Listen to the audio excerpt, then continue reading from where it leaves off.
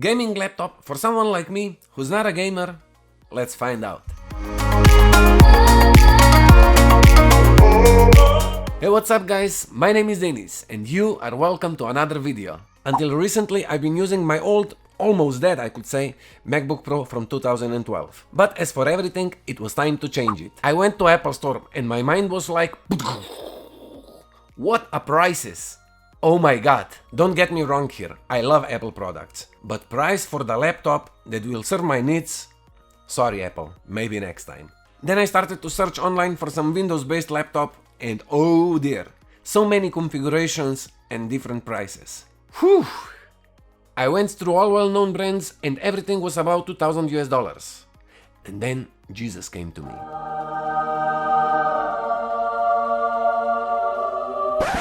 Don't take me so serious, I'm just kidding. Now back to reality.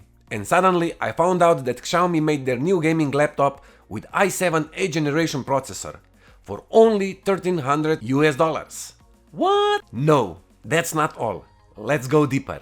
Build of this $1,300 laptop is top of the top. It feels like those premium 2000 and plus laptops and it doesn't bend at all when you press on keyboard, like many other does in the same price range. On the left side we find two USB 3.0 and two mini jacks for headphones and microphone. On the right side we have one USB 3.0 and full-sized ultra-fast SD card reader. And finally on the back side we find Gigabit Ethernet, USB 3.0, full-sized HDMI 2.0 and USB-C port.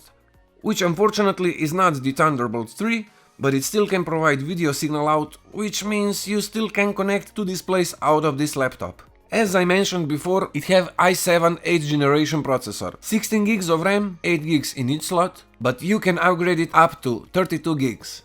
256 GB of SSD M2 drive, plus 1 TB of standard 2.5-inch hard drive.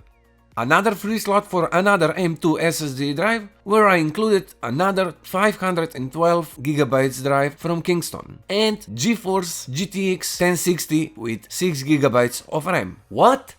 $1,300 for this?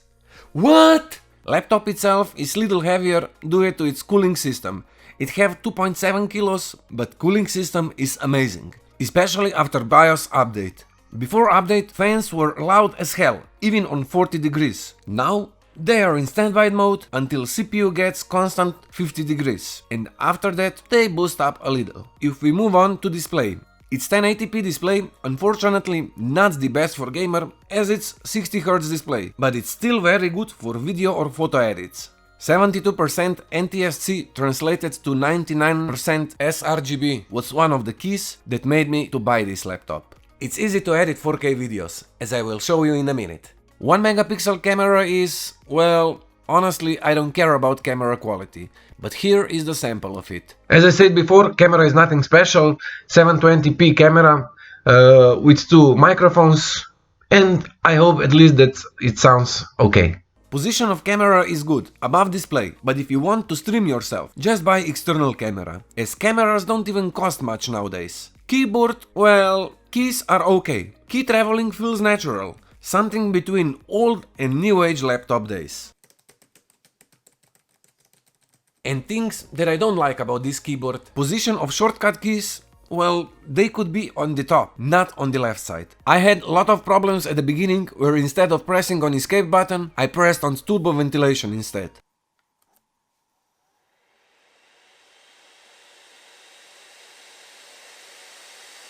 After some time I got used of them and now it's okay. Windows button on the right side. Seriously? Xiaomi, what were you thinking? Thankfully we have Mi Gaming Box application where we can link each command or application to shortcuts. This is how I made Windows key on the left side. That's right. And power button, not the best position, but you need to press it just a little harder to react. That means if you accidentally press on it with same hardness as on other keys, your laptop won't just turn off. Trackpad on the other side is perfect. Big, with Windows precision drivers, which means we can use gestures. Nothing more to say about trackpad. Main selling point of Xiaomi Mi Gaming Laptop are LED lights. Keyboard and bottom of laptop have RGB LEDs, where you can control them through application.